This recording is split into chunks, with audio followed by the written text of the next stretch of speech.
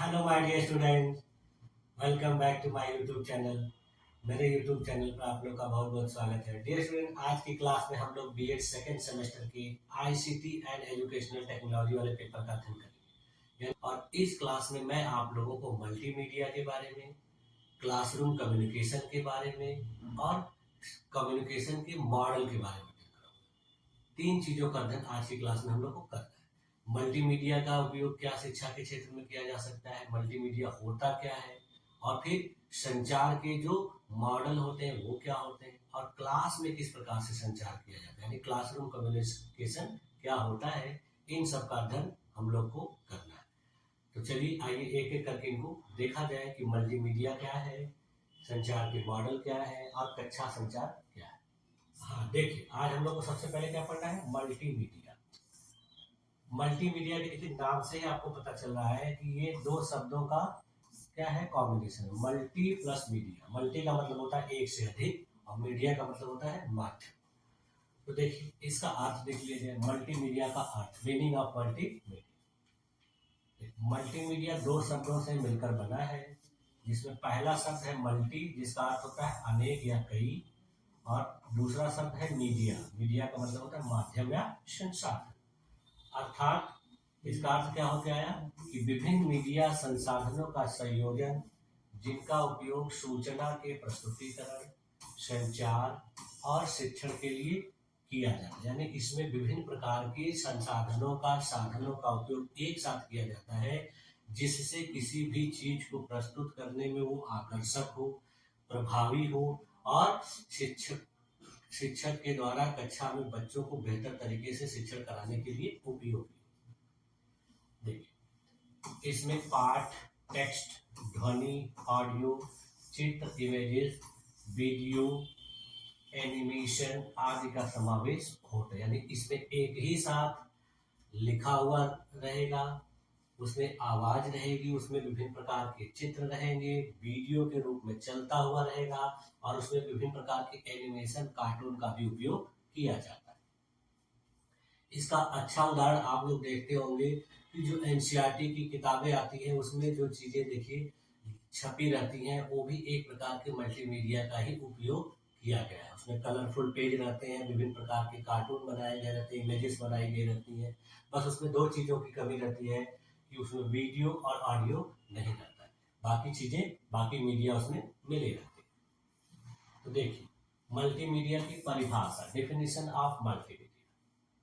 Multimedia एक ऐसी तकनीकी माध्यम है जिसमें विभिन्न प्रकार की डिजिटल सामग्री जैसे टेक्स्ट, ग्राफिक्स, ऑडियो, वीडियो और एनिमेशन का उपयोग करके सूचना या संदेश को प्रस्तुत किया जाता है।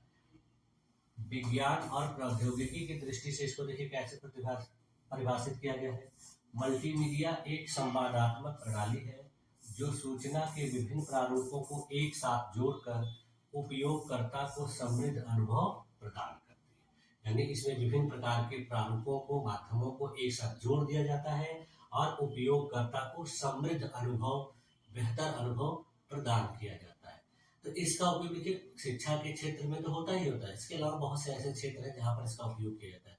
मनोरंजन के क्षेत्र में, खेल के क्षेत्र में, बच्चों के देखिए विभिन्न प्रकार के जो कार्टून चैनल होते हैं उसमें इसका बहुत ज्यादा उपयोग किया जाता है। उसके बाद देखिए फिल्म जगत में भी बहुत ज्यादा इसका उपयोग किया जाता है। तो इसका उपयोग बहुत अनेक क्षेत्रों में है। अब देखिए इसके घटक, कंपोनेंट्स ऑफ मल्टीमीडिया। तो देखिए मल्टीमीडिया में कई घटकों का समावेश होता है जो एक साथ मिलकर सूचना को प्रभावी और इंटरेक्टिव बनाते हैं। तो देखिए इसमें कौन कौन से घटक होते हैं। सबसे पहले टेक्स्ट होता है। ये क्या करता है कि सूचना को लिखित रूप में प्रस्तुत करता है। इसका उदाहरण देखिए पाठ्य पुस्तक, लेख या ईमेल। इसमें देखिए कलरफुल रूप में होता है। मैंने अभी आपको बताया कि एनसीईआरटी की किताबों वगैरह को देखेंगे तो उसमें बहुत अच्छे तरीके से इमेज के माध्यम से, कलरफुल पेज के माध्यम से चीज़ों को लिखा जाता है। उसके बाद फिर देखिए इसमें चित्र होता है। यह संदेश को दृष्टिगत रूप से समझने में सहायक होता है। इसका उदाहरण है विभिन्न प्रकार के फोटो और इन्फोग्राफिक्स।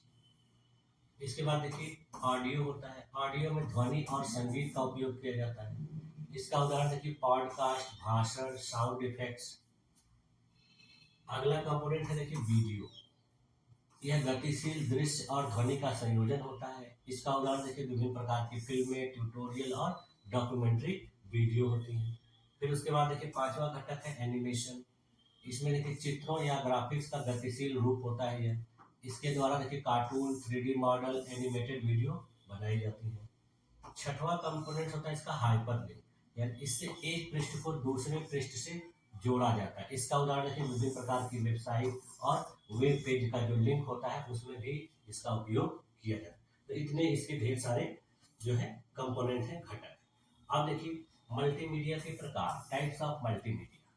तो देखिए पहला जो प्रकार है इसका वो रैखिक मल्टीमीडिया, लीनियर मल्टीमीडिया।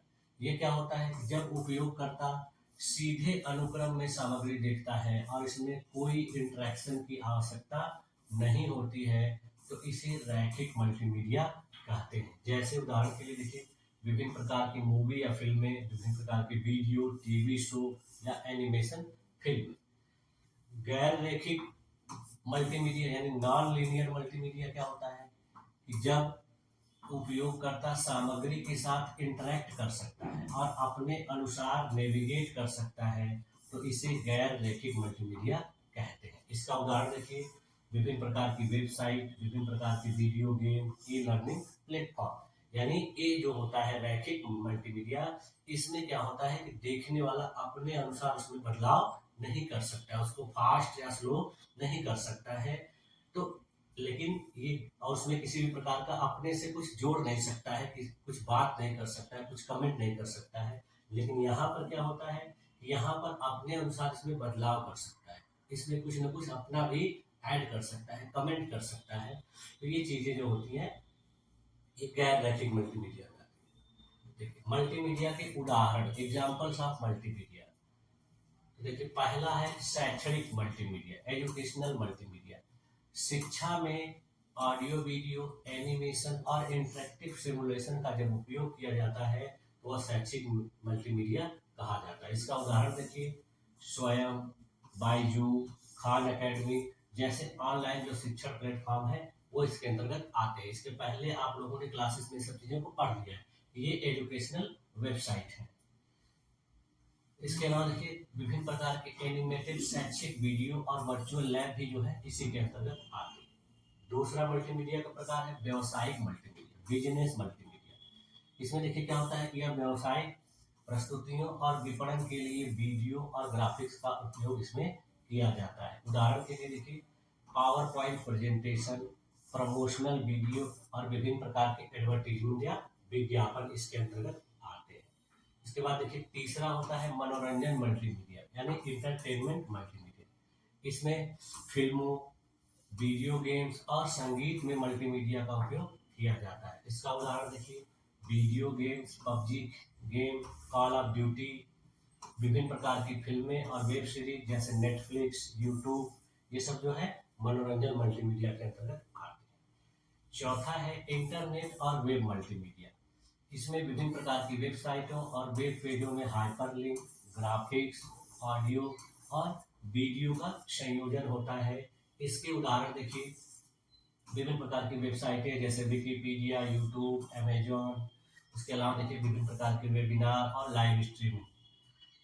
इसका पांचवा प्रकार है चिकित्सा और स्वास्थ्य देखभाल, medical and health care multimedia. इसमें देखिए जो मेडिकल से रिलेटेड जो ट्रेनिंग होती है, चिकित्सा प्रशिक्षण और रोग निदान के लिए वर्चुअल रियलिटी, एनिमेशन और वीडियो ट्यूटोरियल का इसमें उपयोग किया जाता है। उदाहरण के लिए देखिए, virtual surgery simulation, medical video tutorial, विभिन्न प्रकार के मेडिकल ट्रेनिंग से संबंधित वीडियो दिखाकर उनको ट्रेन किया जाता है, सिखाया जाता है। तो ये सब जो है चिकित्सा और स्वास्थ्य देखभाल के अंतर्गत आता है। अब देखिए मल्टीमीडिया का उपयोग, यूजेज ऑफ मल्टीमीडिया। शिक्षा के क्षेत्र में पहला उपयोग देखिए क्या होता है, इसके द्वारा ई लर्निंग और वर्चुअल क्लासरूम में वीडियो का, ऑडियो का और एनिमेशन का उपयोग किया जाता है। इसका उदाहरण देखिए, online tutorial, animated science lesson. दूसरा उपयोग देखिए व्यवसाय के क्षेत्र में किया जाता है। इसमें विभिन्न प्रकार के उत्पादों का प्रचार करने के लिए, मार्केटिंग करने के लिए, प्रेजेंटेशन के लिए और विज्ञापन वीडियो बनाने के लिए इसका उपयोग किया जाता है। उदाहरण देखिए, बिजनेस मीटिंग में पावर पॉइंट प्रेजेंटेशन जो किया जाता है वो इसी के उदाहरण में आता है। फिर तीसरा उपयोग देखिए मनोरंजन के क्षेत्र में किया जाता है। विभिन्न प्रकार के वीडियो गेम, मूवी, संगीत, ऑडियो वीडियो और ग्राफिक्स का संयोजन इसमें उपयोग किया जाता है। इसका उदाहरण देखिए, मूवी ओटीटी प्लेटफॉर्म जैसे नेटफ्लिक्स, हॉटस्टार जो है सब इसी का उपयोग करते हैं। चौथा देखिए, इसका अनुसंधान और विकास के क्षेत्र में उपयोग किया जाता है। इसमें विभिन्न प्रकार के सिमुलेशन और मॉडलिंग के लिए मल्टीमीडिया उपकरणों का उपयोग किया जाता है। मेडिकल और इंजीनियरिंग सिमुलेशन में इसका उपयोग किया जाता है, ये इसका उदाहरण है। पांचवा है देखिए, वेब विकास और डिजाइनिंग के क्षेत्र में, यानी विभिन्न प्रकार के वेब पेज को बनाने के लिए जो बहुत से लोग हैं अपनी कोचिंग का, अपने स्कूल का, अपने शॉप का वेबसाइट बनवाते हैं, तो वो सब की जो डिजाइनिंग होती है उसमें इसका उपयोग किया जाता है। ग्राफिक्स, वीडियो और इंटरेक्टिव टूल का उपयोग किया जाता है, उदाहरण के लिए इंटरेक्टिव वेबसाइट और वेब एप्लीकेशन। अब देखिए इसका लाभ क्या है। पहला देखिए, इसकी वजह से शिक्षा में क्रांति आई है। शिक्षा में क्रांति आने का मतलब क्या है कि इंटरेक्टिव और आकर्षक पाठ्यक्रम बच्चों को पढ़ने को मिलता है, छात्रों को सीखने की रुचि बढ़ती है और उनकी समझ बढ़ती है। इसके द्वारा सूचना का बेहतर संचार होता है, यानी सूचना ग्राफिक्स के वीडियो के माध्यम से आसानी से प्रभावी ढंग से छात्रों के पास पहुंच जाती है। इससे समय और लागत में बचत होती है, यानी यह टाइम एंड कॉस्ट इफेक्टिव है। इसमें विभिन्न प्रकार के सॉफ्टवेयर और डिजिटल टूल्स के माध्यम से तेजी से परिणाम प्राप्त किया जाता है। मनोरंजन और सृजनात्मकता के क्षेत्र में इसका उपयोग किया जाता है। मनोरंजन के क्षेत्र में विभिन्न प्रकार के वीडियो गेम्स, एनिमेशन और फिल्म निर्माण में इसका उपयोग किया जाता है। फिर देखिए, व्यवसाय के में विकास होता है इससे। इससे मार्केटिंग और विज्ञापन के क्षेत्र में मल्टीमीडिया के द्वारा नए नए अवसर उत्पन्न किए जाते हैं। अब देखिए, मल्टीमीडिया के इतने सारे फायदे हैं तो कुछ नुकसान भी हैं, यानी डिसएडवांटेज ऑफ मल्टीमीडिया। तो पहला देखिए, इसका डिसएडवांटेज क्या है कि इसकी लागत जो है बहुत उच्च होती है, यानी मल्टीमीडिया जो सामग्री या सॉफ्टवेयर होते हैं ये बहुत खर्चीले होते हैं, इनमें पैसे खर्च करने पड़ते हैं।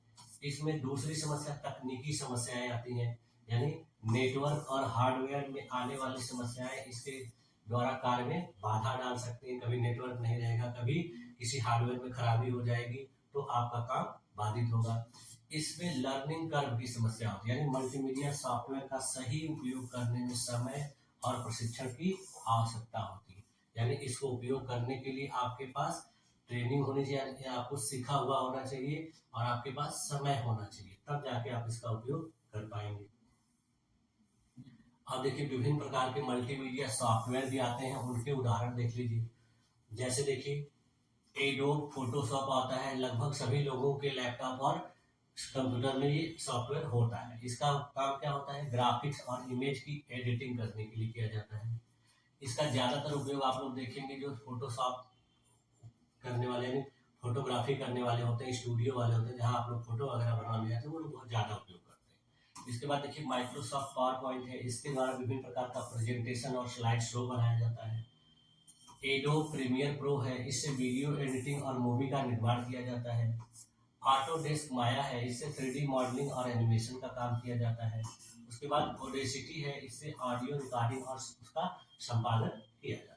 तो देखिए, मल्टीमीडिया का कंक्लूजन क्या निकल के आ रहा है कि मल्टीमीडिया ने शिक्षा, व्यवसाय, मनोरंजन और संचार के क्षेत्र में क्रांतिकारी परिवर्तन किया है। इसके द्वारा टेक्स्ट, ऑडियो, वीडियो, ग्राफिक्स और एनिमेशन के समावेश से सूचना का प्रभावी और इंटरैक्टिव प्रसारण संभव हुआ है। आने वाले समय में मल्टीमीडिया प्रौद्योगिकी और भी अधिक विकसित और सुलभ होगी, जिससे सीखने और सिखाने की प्रक्रिया को और अधिक प्रभावी और मनोरंजन बनाया जा सकेगा। ठीक है, तो ये रहा हमारा मल्टीमीडिया पर। अब हम लोग हैं देखेंगे आगे संचार के मॉडल और कक्षा में संचार, यानी कम्युनिकेशन मॉडल क्या है और इनका क्लासरूम में किस प्रकार से कम्युनिकेशन किया जाता है। तो सबसे पहले शॉर्टकट में एक बार देख लेते हैं संचार का अर्थ, मीनिंग ऑफ कम्युनिकेशन। तो देखिए, संचार जो है दो या दो से अधिक व्यक्तियों के बीच विचार, जानकारी, भावनाओं और संदेशों का आदान प्रदान करते हैं। यानी जब दो व्यक्ति एक दूसरे से बात करते हैं तो वो अपने विचारों को, अपनी जानकारी को, सूचनाओं को, भावनाओं को एक दूसरे से आदान प्रदान करते हैं। अब बात का तरीका कुछ भी हो सकता है, डायरेक्ट भी हो सकता है, यानी प्रत्यक्ष भी हो सकता है, अप्रत्यक्ष भी होता है। तो यह प्रक्रिया देखिए प्रेषक यानी सेंडर और प्राप्तकर्ता यानी रिसीवर के बीच मौखिक भी हो सकती है, लिखित भी हो सकती है, या दृश्य संकेतों के माध्यम से हो सकती है। देखिए संचार की परिभाषा, डेफिनेशन ऑफ कम्युनिकेशन। तो एफएल बर्ग के द्वारा देखिए इसकी क्या परिभाषा बताई गई है कि संचार विचारों, भावनाओं और संदेशों का आदान प्रदान है। उसके बाद देखिए क्लाउड सैनन और वारन वीवर के द्वारा इसकी क्या परिभाषा दी गई है।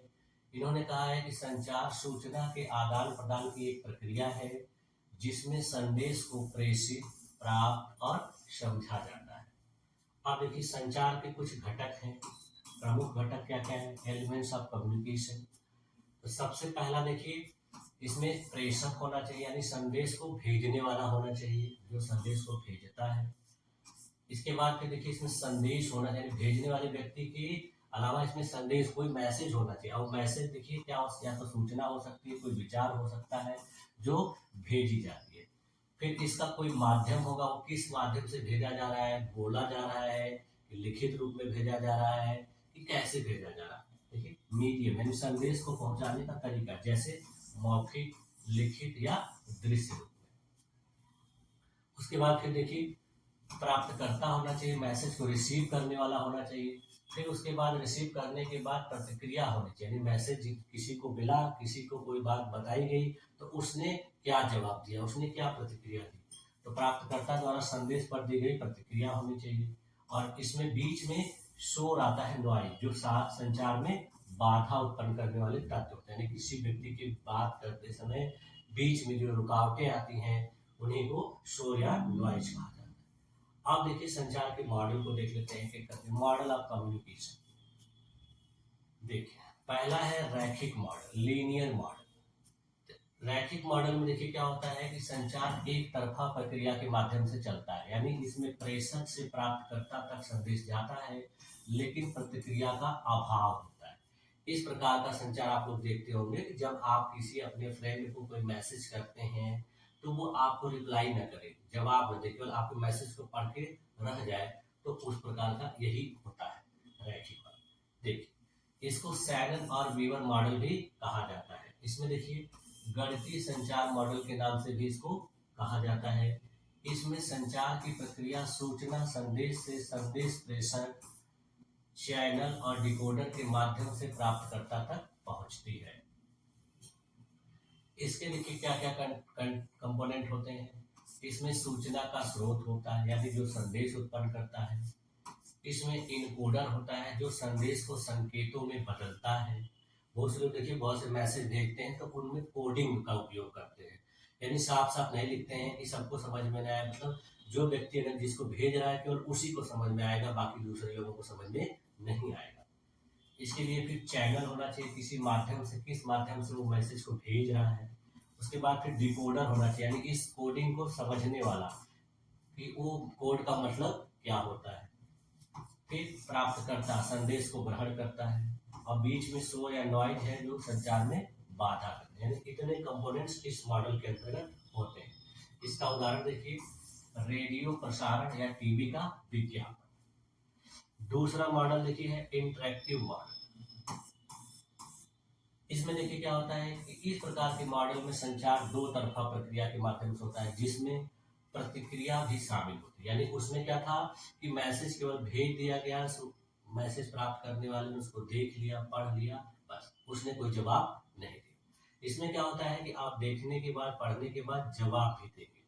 तो इसको देखिए स्क्रम के नाम से जाना, क्योंकि इस मॉडल को स्क्रम में ने दिया था 1954 ईस्वी में।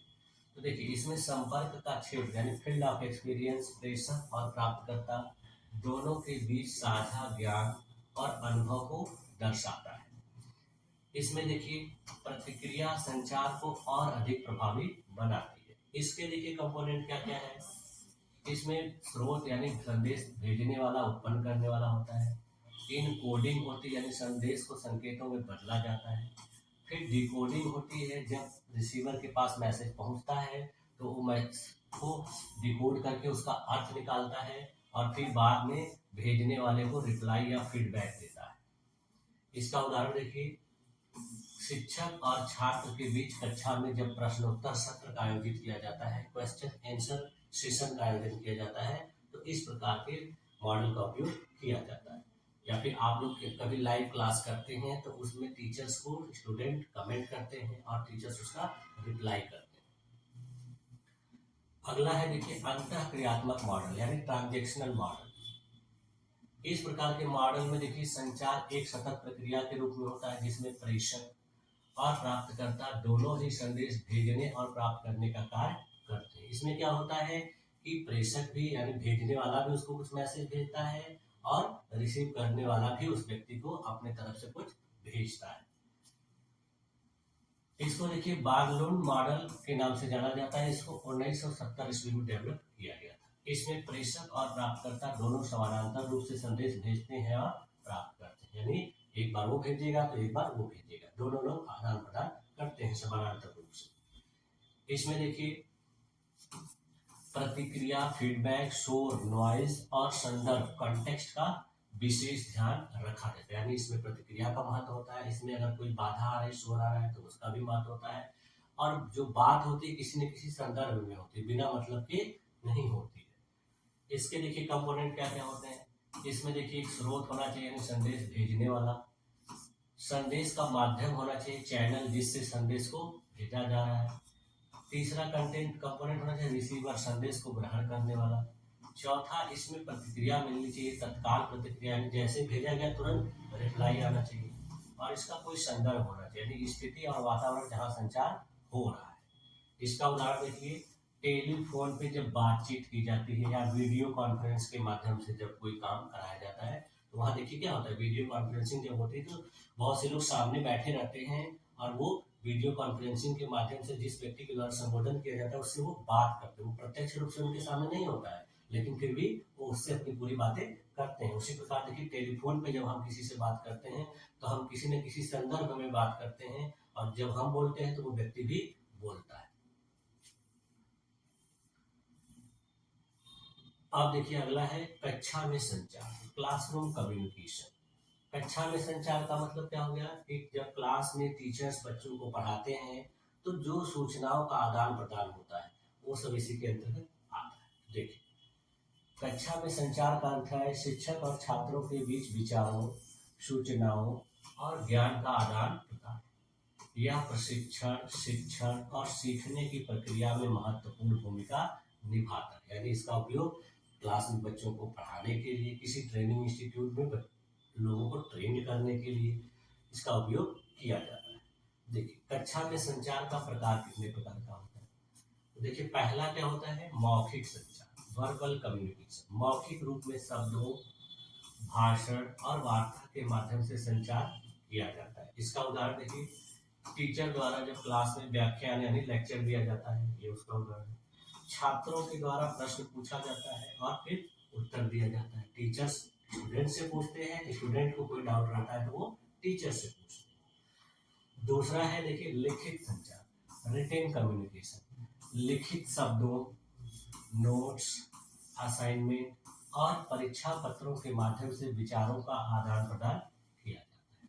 इसमें देखिए उदाहरण के लिए शिक्षक के द्वारा नोट्स तैयार करके छात्रों को दे दिया जाता है। बहुत से देखिए इंस्टीट्यूट में आप लोग देखते हैं कि स्टूडेंट वहाँ पे क्लास नहीं करते बल्कि उनका नोट्स खरीद लेते हैं। तो नोट्स में भी क्या है कि किसी टीचर्स के द्वारा तैयार किया जाता है तो वो लिखित फॉर्म में होता है, वो भी एक प्रकार का संचार ही है। तो इससे क्या होता है कि टीचर्स उस नोट्स को पढ़ के अपना एग्जाम प्रिपेयर करते हैं, परीक्षा देते हैं। देखिए छात्रों द्वारा परीक्षा में उत्तर लिखना, इसका उदाहरण हो गया कि छात्रों के द्वारा नोट्स को पढ़कर परीक्षा में उत्तर लिखना। देखिए अगला है दृश्य संचार, विजुअल कम्युनिकेशन। इसमें देखिए विभिन्न प्रकार के चित्र के माध्यम से, ग्राफिक्स के माध्यम से, चार्ट के माध्यम से और वीडियो के माध्यम से संदेशों को भेजा जाता है। ये कब होता है, जब किसी क्लास में प्रोजेक्टर का उपयोग किया जाए या स्मार्ट क्लासरूम हो, तब जाके इस तरह का जो संचार होता है। इसका उदाहरण देखिए प्रोजेक्टर या स्मार्ट क्लास का उपयोग, पावर पॉइंट प्रेजेंटेशन का उपयोग।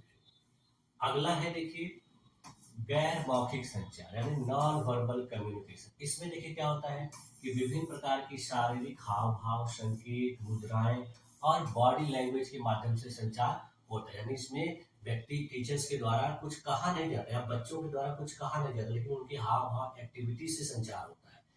उनके इशारे से पता चलता है कि टीचर्स क्या कहना चाह रहा है, टीचर बच्चों को क्या बताना चाह रहा है, टीचर क्या संदेश दे रहा है।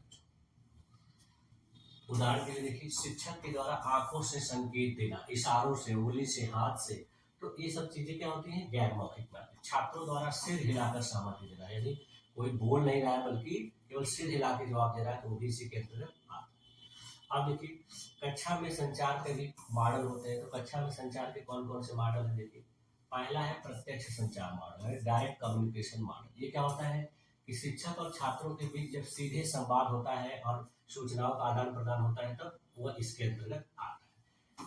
इसका शिक्षक के द्वारा विषय का समझाना और छात्रों द्वारा प्रश्न पूछना इसका उदाहरण है।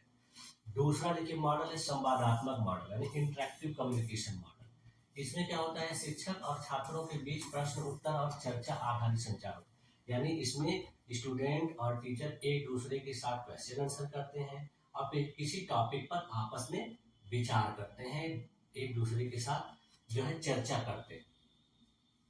देखिए उदाहरण, समूह चर्चा, सेमिनार और वाद विवाद इसके उदाहरण है। अब देखिए अगला है बहुमीडिया मॉडल यानी मल्टीमीडिया कम्युनिकेशन मॉडल। इसमें देखिए ऑडियो वीडियो के माध्यम से, ग्राफिक्स के माध्यम से और प्रेजेंटेशन के माध्यम से शिक्षण कराया जाता है। इसका उदाहरण स्मार्ट क्लास, ई लर्निंग और वीडियो कॉन्फ्रेंसिंग है, जिसका आजकल बहुत ज़्यादा उपयोग किया जा रहा है। अब देखिए कक्षा में संचार के लाभ क्या होते हैं। इससे देखिए क्या होता है कि छात्रों में सीखने की गति में सुधार होता है, छात्रों की समझ और ज्ञान को यह बढ़ाता है, प्रश्न करने की प्रवृत्ति उनके अंदर बढ़ती है, छात्रों को प्रश्न पूछने और संदेह समाधान के लिए प्रेरित करता है। आजकल देखते हैं कि बहुत से स्टूडेंट होते हैं क्लास में चुपचाप बैठे रहते हैं, कुछ बोलते नहीं है, टीचर से कुछ कहते नहीं है। तो टीचर्स को भी जो कहना रहता है अपना आके क्लास में बोलते हैं और फिर चले जाते हैं। तो यह क्या है, एक प्रकार का अधूरा संचार होता है।